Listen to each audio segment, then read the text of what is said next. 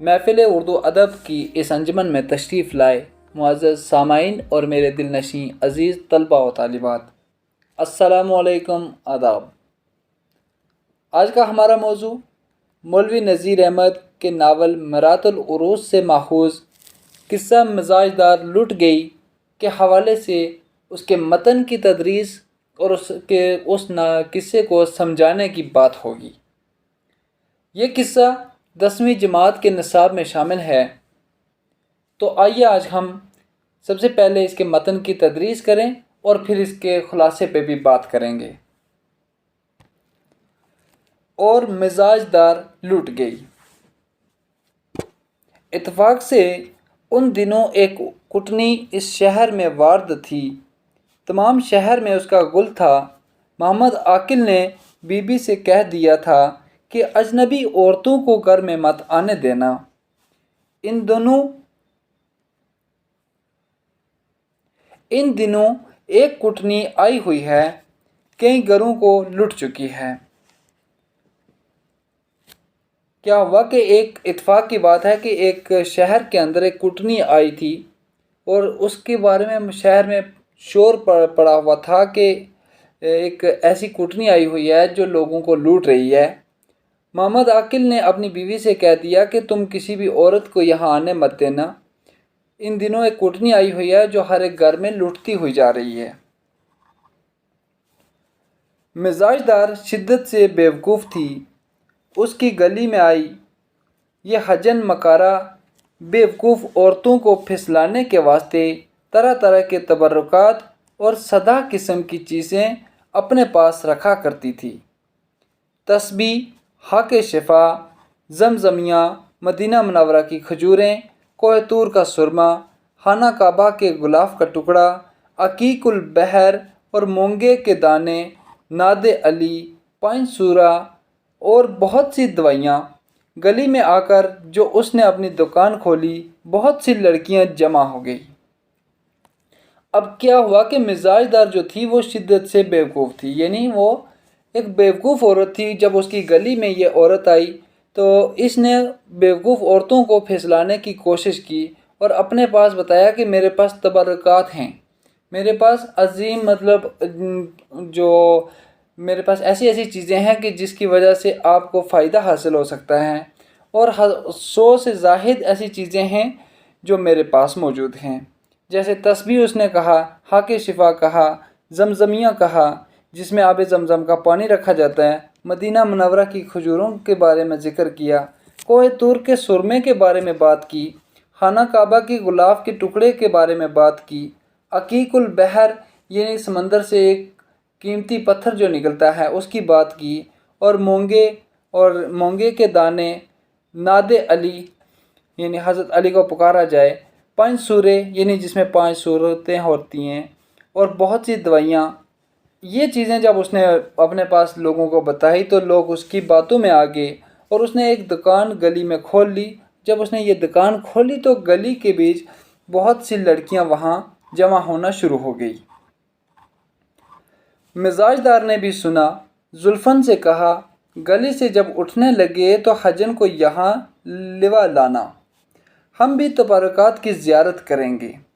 اب کیا ہوا کہ مزاج دار نے جب یہ بات سنی تو اس نے زلفن یعنی اپنی نوکرانی سے کہا کہ گلی سے جب اٹھنے لگے، یعنی جب وہ گلی سے نکلنے لگے تو حجن کو بھی جب گلی سے نکلنے لگے گی تو حجن کو بھی یہاں اپنے ساتھ لے آنا، لوا لانا یعنی اپنے ساتھ لے آنا، ہم بھی اس کے تبرکات، ہم بھی اس کے پاس جو قیمتی چیزیں ہیں، جو اس کے پاس تبرکات ہیں، ہم بھی اس کو دیکھیں گے کہ اس نے اپنے پاس کیا کیا رکھا ہوا ہے۔ زلفن حجن کو لوا لائی۔ اب کیا ہوا کہ زلفن اسے اپنے ساتھ لے آتی ہے، کس کو؟ حجن کو۔ مزاج دار نے بہت خاطرداری سے حجن کو پاس بٹھایا اور سب چیزیں دیکھیں، سرما اور ناد علی، 2 چیزیں پسند کی۔ حجن نے مزاج دار کو باتوں باتوں میں تاڑ لیا کہ یہ عورت ڈب پر جلدی چڑھ جائے گی۔ ڈب پر یعنی باتوں میں جلدی آ جائے گی، یعنی پھسل جائے گی، میری باتوں کے اوپر اعتبار کرنا شروع کر دے گی۔ 1 پیسے کا بہت سا سرما تول دیا اور 2 آنے کو نادے علی حوالے کی، فیروزے کی ایک انگوٹھی مفت نظر کی، مزاج دار رجھ گئی۔ اس کے بعد حجن نے سمندر کا حال، عرب کی کیفیت اور دل سے جوڑ کر 2-4 باتیں ایسی کیں کہ مزاج دار نے کمال شوق سے سنا اور اس کی طرف خاص التفات کیا۔ اب اس کے بیچ میں کیا ہوا کہ مزاج دار کے پاس جب وہ زلفن لے کر آئی حجن کو، تو اس نے اسے اپنے پاس بٹھایا اور اس کی بڑی خاطرداری کی اور اس نے کیا کیا، اس کی ساری چیزیں دیکھی جو اس کے پاس تبرکات تھے، جیسے خانہ کعبہ کا غلاف کا ٹکڑا تھا، ناد علی تھا، 5 سورہ تھی، زمزمیہ تھی، ایسی چیزوں کو جب اس نے دیکھا تو اسے بہت پسند آئی۔ تو اس میں سے اس نے سرما اور ناد علی 2 چیزیں زیادہ پسند کی۔ تو حجن نے دیکھا کہ مزاج دار جو ہے وہ اس کو میں نے باتوں میں تاڑ لیا کہ یہ عورت کیسی ہے، اس کو کہ یہ بہت جلدی جو ہے یہ میری باتوں کو سچ ماننا شروع کر دے گی اور میری بات کو مان لے گی۔ اور اس نے کیا کیا کہ اس دن اس نے 1 پیسے کا بہت سا سرما اس کو تول کر دے دیا اور 2 آنے کو ناد علی حوالے کر دیا۔ فیروزے کی اس کے پاس ایک انگوٹھی تھی، اس مزاج دار نے کیا کیا کہ فیروزے کی ایک انگوٹھی بھی اس کو مفت میں دے دی۔ مزاج دار جو تھی وہ رجھ گئی، یعنی اس کو لگا کہ یہ جو عورت ہے بہت اچھی ہے۔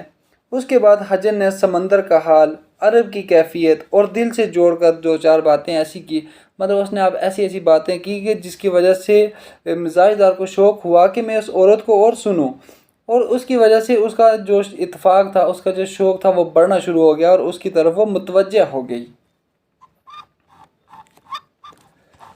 حجن نے پوچھا کیوں بی بی تمہارے کوئی بال بچہ نہیں؟ اب وہ جو حجن تھی یہ مکار عورت تھی، تو اس نے سوال کیا کہ مزاج دار سے کہ اچھا تو بتا کہ تیرا کوئی بال بچہ نہیں، یعنی تیری کوئی اولاد نہیں؟ تو مزاج دار آگے سے بتا دیا۔ مزاج دار نے کھینچی اور کھینچ کر کہا ہماری ایسی تقدیر کہاں تھی، کہ ہماری ایسی قسمت کہاں ہے کہ ہمیں اولاد ہوتی؟ تو حجن نے اسے کہا، یعنی حجن نے کہا بیاہ کو کتنے دن ہوئے؟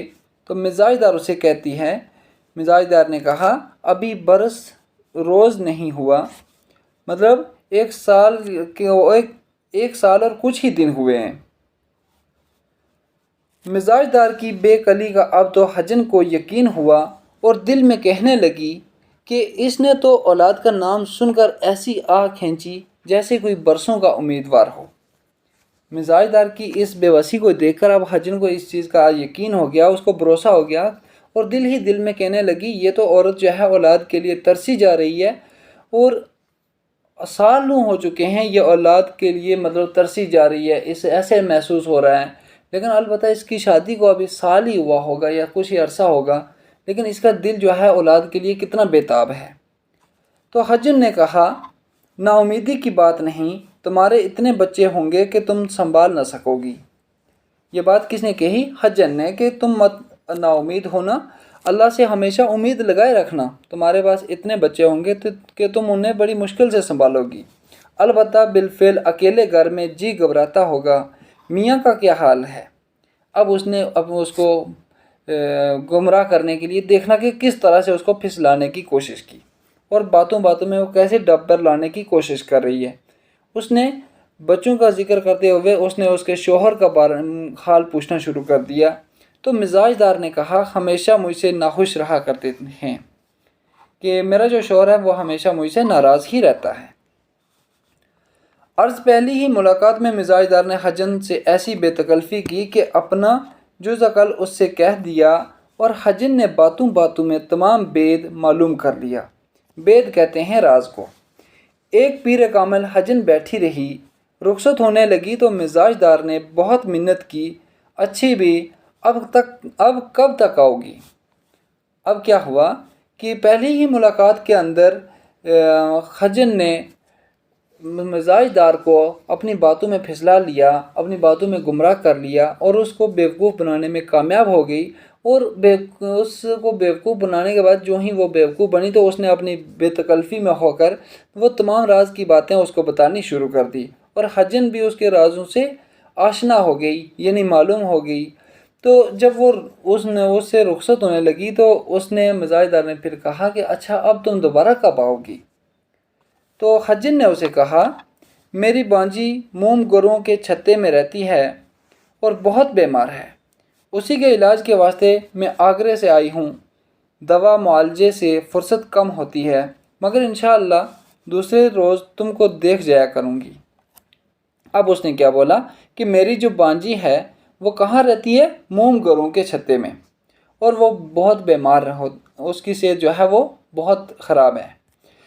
میں یہاں پر اسی کے علاج کے لیے آئی تھی اور میں آگرہ سے آئی ہوں، اور مجھے کہاں فرصت ملتی ہے کہ میں اتنا باہر گھوموں یا کچھ کروں، لیکن انشاءاللہ اب کوشش کروں گی کہ تم سے 2-3 روز کے بعد میں تم سے مل کے واپس جایا کروں گی۔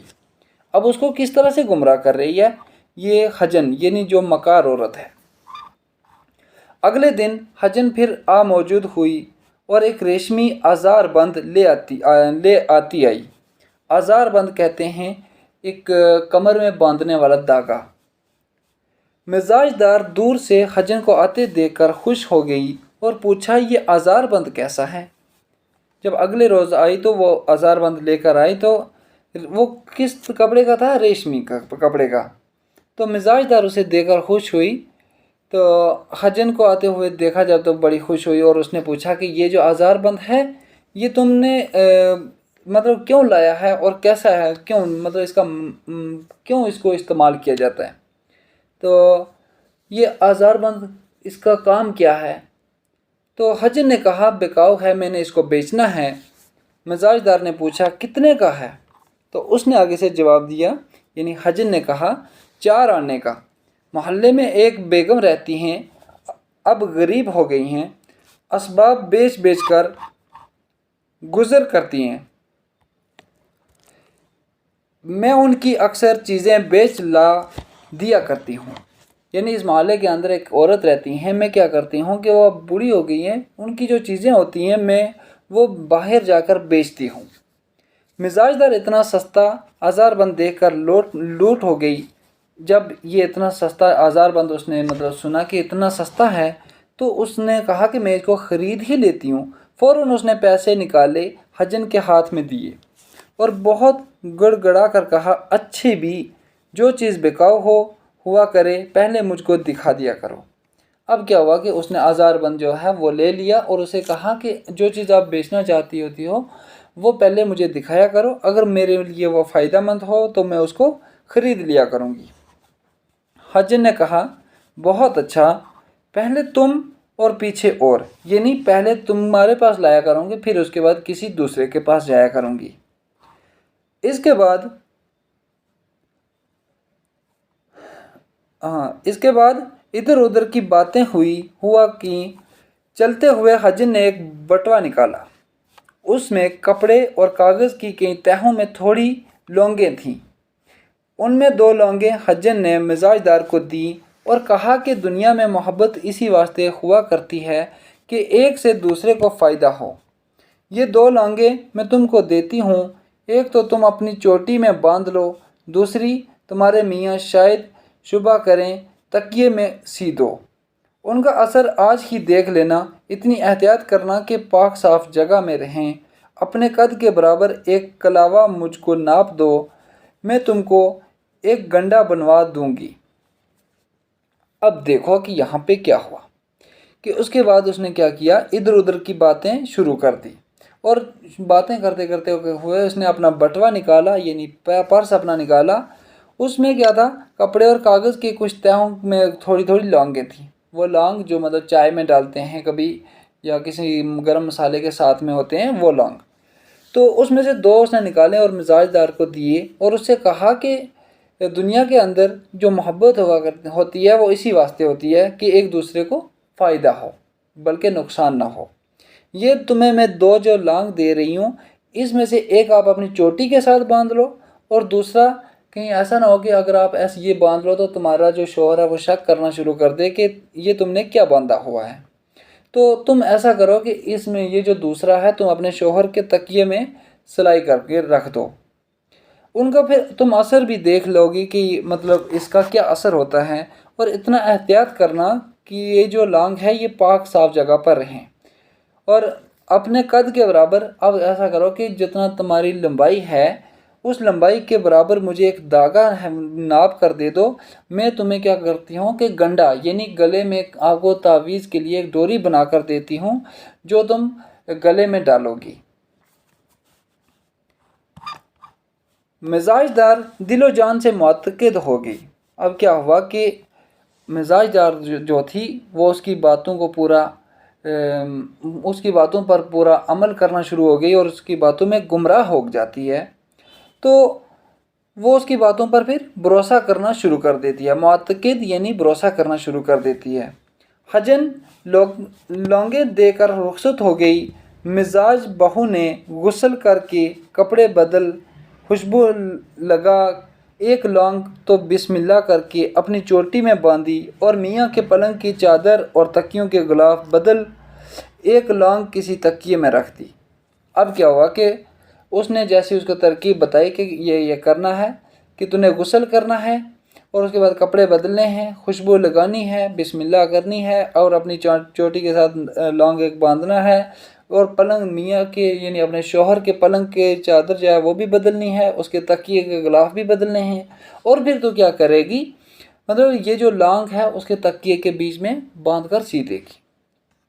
اب دیکھنا گمراہ کرنے کا طریقہ کہ بیوی جو ہے وہ اپنے شوہر کو کس طرح سے گمراہ کرے گی، اور کروانے والی کون ہے؟ حجن۔ محمد عاقل جو گھر آیا، بیوی کو دیکھا اس نے صاف ستھری پلنگ کی چادر بے کہے بدلی ہوئی، خوش ہوا اور التفات کے ساتھ باتیں کرنے لگا۔ اب جب صاف صفائی کو محمد عاقل نے گھر آ کر دیکھا تو اس کا دل خوش ہوا، اور اس نے مطلب یہ چیز اس کے دل میں اس کے دل میں آ گئی کہ آج میری بیوی نے یہ کام مطلب کیسے کر لیا، اور اتفاق سے مطلب ان چیزوں کو دیکھ کر بہت خوش ہوا اور اس کے ساتھ جا کر باتیں کرنے لگا۔ مزاج دار نے کہا دیکھو ہم نے آج ایک چیز مول لی ہے۔ مزاج دار نے اسے کہا کہ اچھا تم دیکھو نا، آج ہم نے ایک نئی چیز لی ہے۔ یہ کہہ کر آزار بند دکھایا۔ محمد عاقل نے کہا کتنے کو لیا ہے؟ یعنی جب اس نے آزار بند کو دکھایا اسے، تو اس نے پوچھا کہ اچھا یہ بتاؤ یہ ہے کتنے کا؟ تو مزاج دار نے اس نے کہا کہ تم ان کو کتنے کا ہے، کہ تم بتاؤ کہ یہ کتنے کا ہے۔ تو وہ آزار بند خاص لاہور کا نہایت عمدہ تھا، چوڑا چکلا کلابتو کی گچھے دار ہڑی۔ محمد عاقل نے کہا 2 روپے سے کسی طرح کم نہیں ہوگا۔ یعنی وہ جو آزار بند تھا بہت ہی عمدہ تھا اور بہت ہی اچھا تھا۔ وہ کہاں کا تھا؟ لاہور کا۔ تو محمد عاقل نے کہا کہ اتنی اچھی چیز ہے تو یہ کم سے کم 2 روپے سے کم تو نہیں ہوگی۔ جب یہ بات اس نے کہی تو اس کے بعد مزاج دار نے کہا 4 آنے کو لیا ہے۔ جب یہ بات مزاج دار نے سنی تو مزاج دار نے کہی تو اس کے بعد مزاج دار اسے جواب دیتی ہے کہ یہ جو آزار بند ہے یہ میں نے 4 آنے کو لیا ہے، یعنی صرف 4 روپے کا لیا ہے۔ محمد عاقل نے کہا سچ کہو کہ آپ اس بات کو جھوٹ کہہ رہے ہو، اس لیے مجھے سچ سچ بتا دو۔ یہ بات کہتا ہے محمد عاقل جو اس کا شوہر ہوتا ہے۔ مزاج دار نے کہا تمہارے سر کی قسم 4 ہی آنے کو لیا ہے۔ مزاج دار نے اسے کہا کہ میں آپ کے سر کی قسم کھاتی ہوں، میں نے زیادہ مہنگا نہیں لیا بلکہ صرف 4 آنے کا ہی لیا ہے۔ محمد عاقل نے کہا بہت سستا ہے، کہاں سے مل گیا؟ اس نے سوال کیا کہ اتنا سستا ہے اور اتنا عمدہ ہے، یہ آخر ملا کہاں سے ہے؟ مزاج دار نے کہا کہ ایک حجن بڑی نیک بخت ہے، بہت دنوں سے گلی میں آیا کرتی ہے، کسی بیگم کاہے وہ بیچنے کو لائی تھی۔ اب اس نے مزاج دار نے جواب دیا کہ یہ جو ہے ایک عورت آئی تھی، بڑی نیک خاتون ہے، وہ کچھ دنوں سے اس گلی میں آیا کرتی ہے اور اس نے کسی بیگم کا لایا ہوا تھا، وہ اس کو بیچ رہی تھی تو اس نے مجھے دے دیا۔ یہ کہہ کر سرما نادے علی فیروزے کی انگوٹھی مزاج دار نے دکھائی۔ طمع ایسی بری چیز ہے کہ بڑا سیانہ آدمی بھی دھوکہ کھا جاتا ہے۔ یہاں پہ طمع کہتے ہیں لالچ۔ جنگلی جانور مینا طوطا بلبل آدمی کی شکل سے باغی ہیں، لیکن دانے کی طمع سے جال میں پھنس جاتے ہیں اور زندگی بھر قفس میں قید رہتے ہیں۔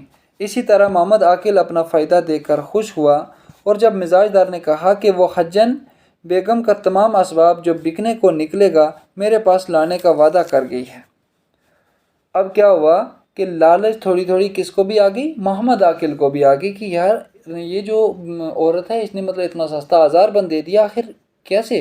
اور یہ جو چیزیں جو سرما، ناد علی، فیروزے کی انگوٹھی، اتنی چیزیں دے گئی، آخر وجہ کیا ہے؟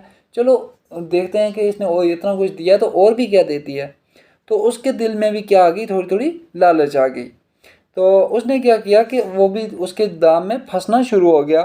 اور جس طرح سے کیا ہوتا ہے کہ ایک شکاری جو ہے، ایک شکار جو ہوتا ہے وہ شکاری کے جال میں پھنسنا آہستہ آہستہ پھنس جاتا ہے، اسی طرح محمد عاقل بھی پھنسنا شروع ہو گیا۔ اس نے دیکھا کہ مطلب اس میں میرا فائدہ ہے، میرا ہی گھر بھرا جا رہا ہے، تو اس نے اس سے کہا، مزاج دار نے کہا کہ اس سے میں نے وعدہ بھی کیا ہے کہ جو چیزیں تو بیچنے والی ہو وہ مجھ تک لے آیا کر، جو میرے فائدے کے لیے ہوں گی میں ان کو خرید لیا کروں گی۔ محمد عاقل نے کہا ضرور دیکھنا چاہیے، لیکن ایسا نہ ہو کہ چوری کا مال ہو، پیچھے کو خرابی، اور ہاں حجن کوئی ٹھگنی نہ ہو۔ ہاں تھوڑا سا اس کے دل میں یہ بات بھی آئی کہ محمد عاقل اس سے کہتا ہے کہ ہمیں یہ بھی دیکھنا چاہیے کہیں ایسا نہ ہو کہ یہ مال کہیں سے اس نے چوری کا لایا ہو، تو اس کے پیچھے کوئی خرابی ہو، تو یا پھر یہ جو عورت ہو، یہ جو حجن جو ہے یہ کوئی لوگوں کو لوٹنے والی یا ٹھگنے والی نہ ہو۔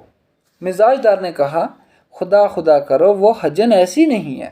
اس نے کہا آگے سے کہ اللہ اللہ کرو، وہ حجن جو ہے بڑی نیک خاتون ہے، وہ ایسا کام کر ہی نہیں سکتی ہے، لیکن در حقیقت وہ سارا کچھ یہی کرتی ہے۔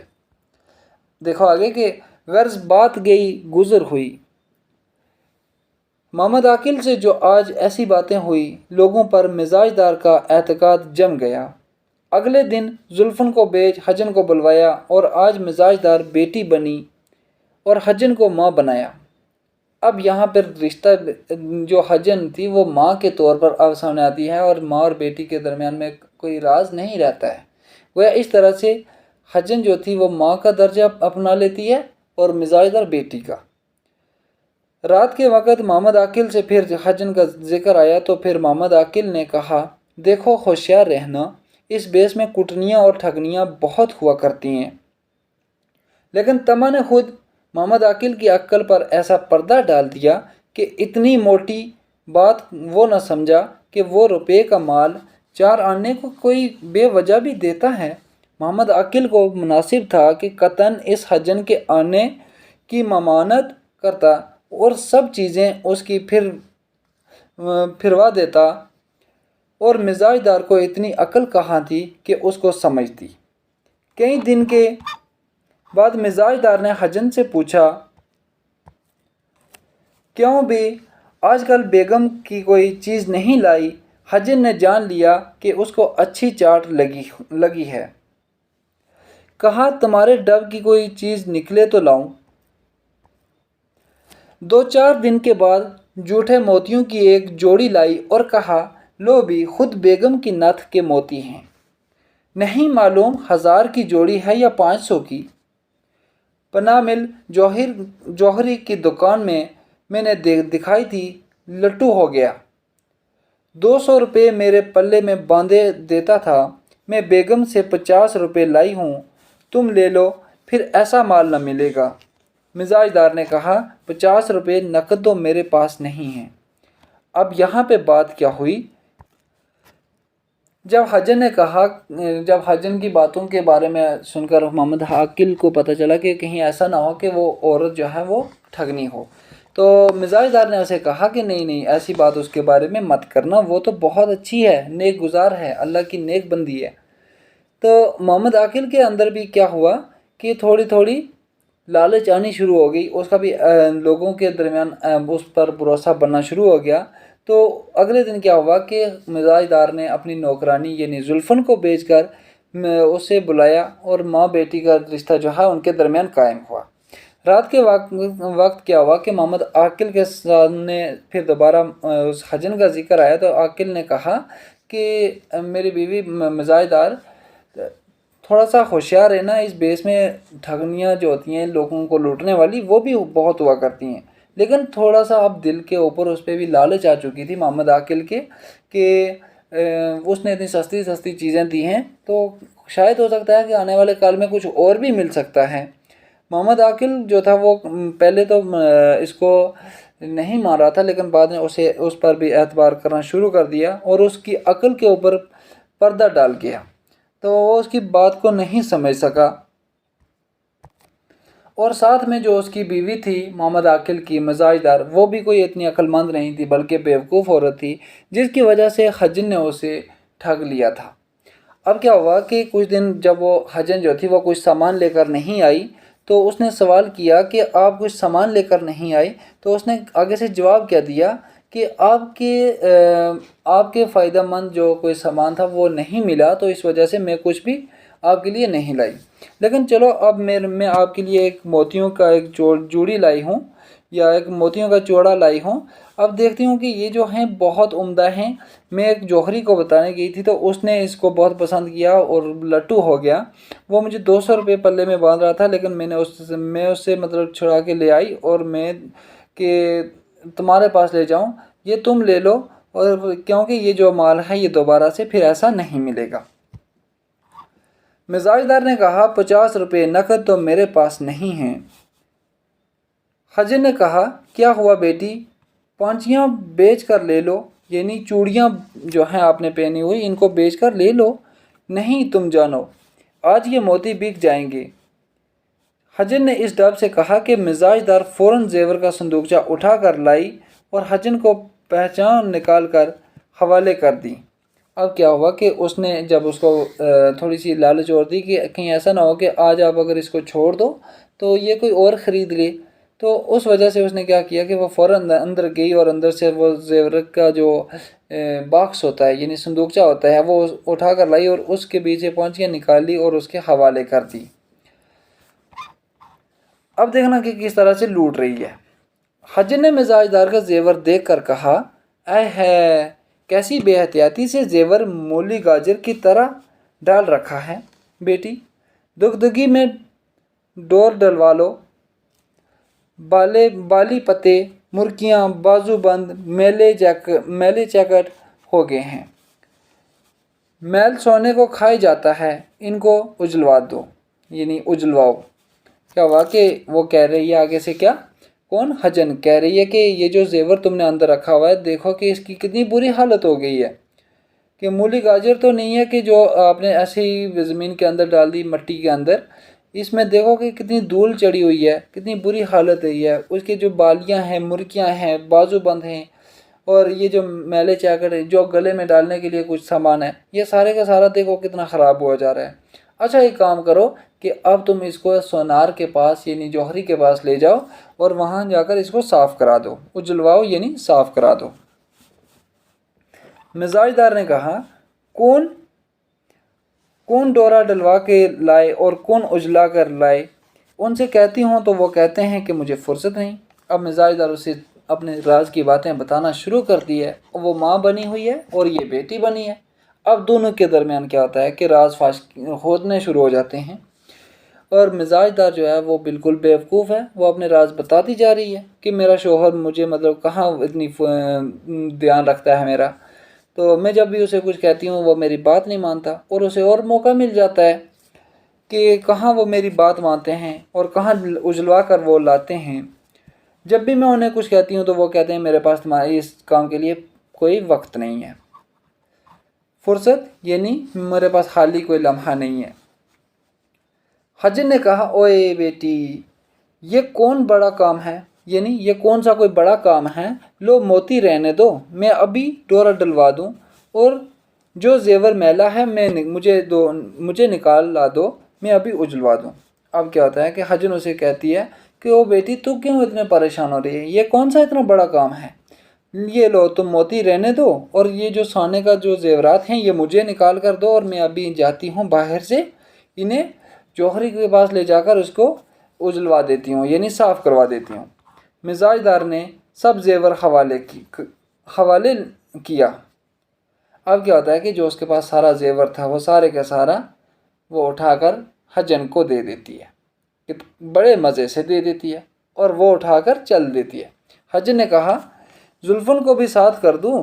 وہ سنار کے پاس بیٹھی رہے گی، میں پٹوے سے ڈورے ڈلواؤں گی۔ اب کیا ہوا کہ اس نے اس کو اس طرح سے نہیں کہ میں تیرا زیور اٹھا کر سیدھی لے جاؤں، بلکہ تو میرے ساتھ اپنی نوکرانی بھیج تاکہ تجھے بھی شک نہ ہو جائے کہ میں بھاگ جاؤں گی۔ تو اس نے کیا کیا کہ زلفن کو اپنے ساتھ لیا اور اس سے مزاج دار سے کہا کہ اس کو میرے ساتھ بھیج دو، یہ سنار کے پاس بیٹھے رہے گی جب تک یہ سونا جو ہے یہ صاف ہوتا۔ مزاج دار نے کہا اچھا چلو ٹھیک ہے، میں آپ کی بات مان لیتی ہوں۔ یہ کہہ کر زلفن کو آواز دی آئی تو خجن نے کہا، جب زلفن آئی تو خجن نے کہا لڑکی ذرا میرے ساتھ چل، سنار کی دکان پر بیٹھی رہی ہو کہ میرے ساتھ چلو، اور جب جوہری جو ہے اس کی دکان پر تو بیٹھی رہنا۔ خجن نے زیور لیا، زلفن ساتھ ہو لی۔ گلی سے باہر نکل خجن نے رومال کھولا اور زلفن سے کہا لاؤ اجلوانے کا الگ کر لیں اور ڈورا ڈلوانے کا الگ۔ اب دیکھنا کہ کس طرح سے یہاں سے وہ اسے بیچتی ہے اور خود سامان لے کر فرار ہو جاتی ہے، چھوڑ دیتی ہے اس کو، سامان چرا کر وہ بھاگ جاتی ہے، لوٹ لیتی ہے۔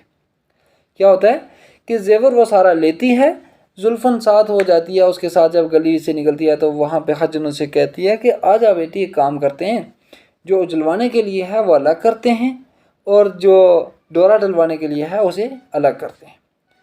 زیور الگ الگ کرتے کرتے خجن اسے کہتی ہے اے ناک کی کیل کہاں رہ گئی، یعنی ناک کی کیل کہاں ہے، کہ ناک میں جو کیل ڈالتی ہیں لڑکیاں وہ کہاں رہ گئی؟ تو زلفن نے کہا اسی میں ہوگی، ذرا بر کی تو چیز ہے، اسی پوٹلی میں دیکھو۔ پھر خجن آپ ہی آپ بولی اے ہے پاندان کے ڈکنے پر رکھی رہ گئی۔ ارے زلفن دوڑ تو جا، جلدی سے لے آ۔ اب کیا ہوتا ہے کہ زلفن جو ہوتی ہے، زلفن کہتی ہے کہ وہ چھوٹی سی ہے، اسی میں ہوگی، یہ جو پوٹلی ہے اسی میں دیکھو مل جائے گی۔ تو پھر خجن اس کو کیا کرتی ہے، بہانہ لگاتی ہے کہ اچھا مجھے ابھی یاد آ رہا ہے کہ وہ جو اندر پاندان کا ڈھکنا تھا اسی کے اوپر رکھی ہوئی ہے۔ ارے زلفن تو ایسا کر کے جلدی دوڑتی جا اور اسے گھر سے لے کر آ۔ زلفن باغی آئی اور دروازے سے چلائی بے ناک کی کیل ڈھکنے پر رہ گئی ہے، خجن نے مانگی ہے جلدی دو۔ وہ خجن جو ہے وہ گلی کے نکڑ پر دیبا بنیے کی دکان پر کے آگے بیٹھی ہے۔ کیا ہوتا ہے کہ زلفن وہاں سے دوڑی آتی ہے اور دروازے پر پہنچ کر زور سے کہتی ہے کہ وہ جو ناک کی کیل ہے وہ ڈھکنے پر رہ گئی ہے، آپ اسے جلدی اٹھا کر مجھے دو، خجن وہ مانگ رہی ہے، مجھے جلدی دیجیے۔ خجن جو ہے وہ گلی کے نکڑ پر دیبا بنیا جو ہے اس کی دکان کے آگے بیٹھی ہوئی ہے، میرا انتظار کر رہی ہے۔ یہ کہنا تھا کہ مزاج دار بہو کا ماتھا ٹھنکا، یعنی اس کا ہوش جو تھا، ہوش و خواص ایک دم سے کھونے لگا۔ اس کو مطلب ایسا لگا کہ جیسے کسی نے تھپڑ مارا ہو یا کوئی ایسا دچکا لگایا ہو۔ اس کو مطلب اس کی عقل جو تھی ایک دم سے مطلب کچھ حیرت انگیز ہو گئی۔ زلفن سے کہا باولی ہوئی ہے، کیسی کیل، یعنی پاگل ہو گئی ہے تو؟ کون سی کیل، کیسی کیل، کون سی مطلب کیل کی بات کر رہی ہے؟ میرے پاس کہیں تھی تو نے دیکھی ہے؟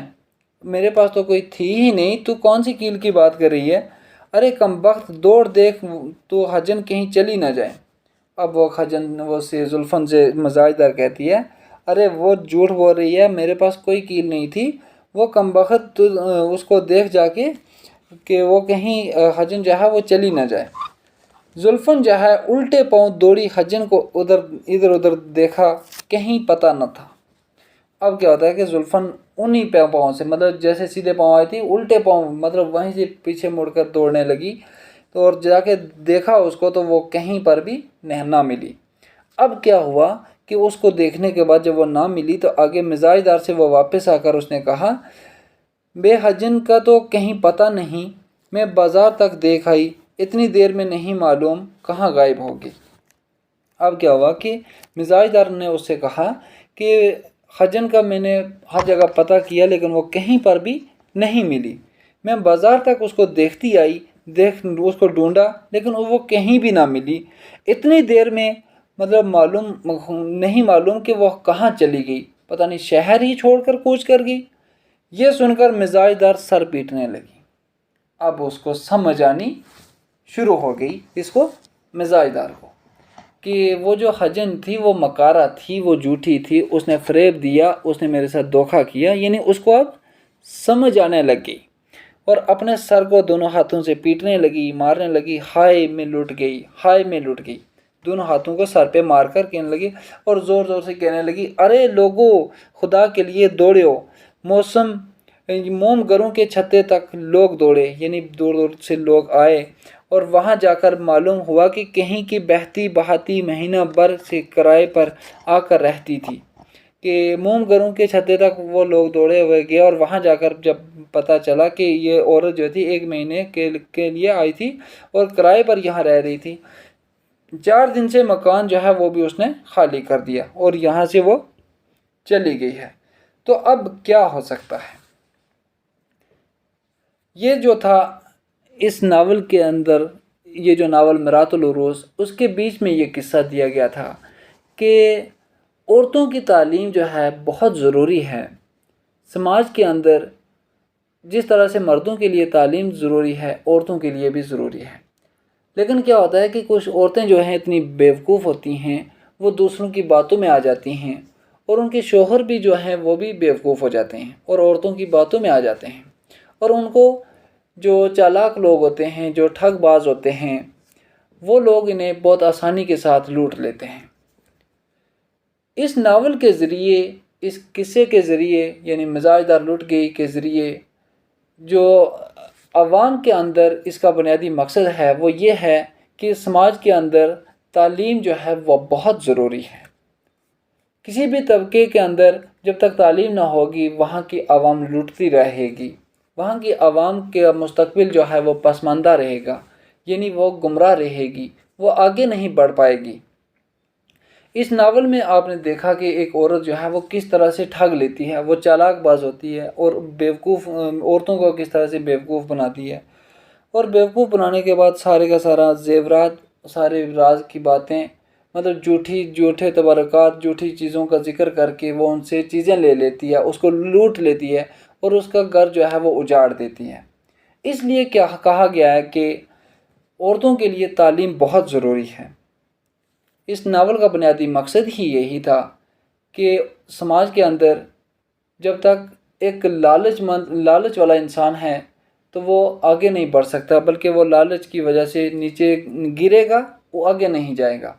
جب تک تعلیم نہیں ہوگی وہ کسی چیز کو نہیں جان پائے گا، اور اس کا بنیادی مقصد یہ بھی ہے کہ سماج کے اندر جتنا بھی ہو سکے تعلیم کو بڑھایا جائے، عورتوں کی تعلیم کے اوپر غور و فکر کیا جائے، اور نذیر احمد نے اس ناول میں خصوصاً عورتوں کو سمجھداری کے لیے، آگے بڑھنے کے لیے، ان کی تعلیم کے لیے باتیں کی ہیں۔ یہ تھا ہمارا مزاج دار لٹ گئی کے حوالے سے۔ مجھے امید ہے آپ کو سمجھ آیا ہوگا۔ کمنٹ سیکشن میں آپ اپنی رائے دے سکتے ہیں، جو مشکل الفاظ تھے ان کے آسان ترجمہ بھی کرایا، آسان مطلب بھی بتائے۔ تو جہاں جہاں آپ کو کوئی دقت آ رہی ہے، جہاں کوئی پریشانی ہے، وہاں پہ آپ بتا سکتے ہیں۔ اللہ حافظ۔